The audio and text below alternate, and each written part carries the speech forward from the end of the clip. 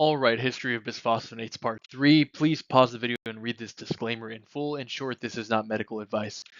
So, alendronate gets FDA approval for osteoporosis in Paget's in 1995. Risendronate or Actonel gets approval for osteoporosis in 2000. It had gotten Paget's approval 2 years earlier in 98 in the form of daily tablets. It gets another approval in 2002 for a weekly tablet, and again in 2008 for a monthly tablet.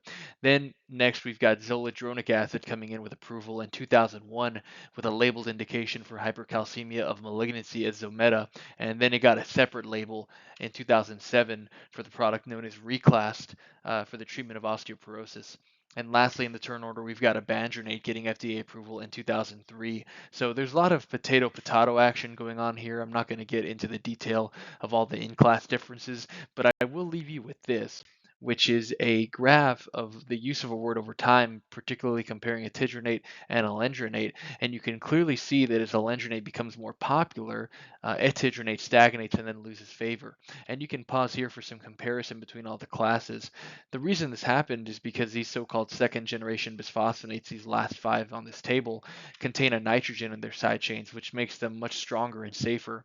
Didronel or etidronic acid became a less appealing option over time because not only was it weaker than alendronate, but it had a significant risk of osteomalacia, which is essentially adult rickets, at doses where it's effective. And a medicine that makes your bones weak, soft, and fracture prone when you already have weak, fracture prone bones isn't a great sell.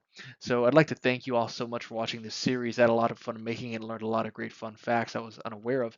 I'm going to depart from this topic for now, but if I were to make videos on bisphosphonates in the future, what would interest you in particular? Clinical pearls and class differences, cost considerations, things my doctor should know about me before he treats my osteoporosis, and what can I do maybe with diet and exercise to prevent and treat osteoporosis. Thank you.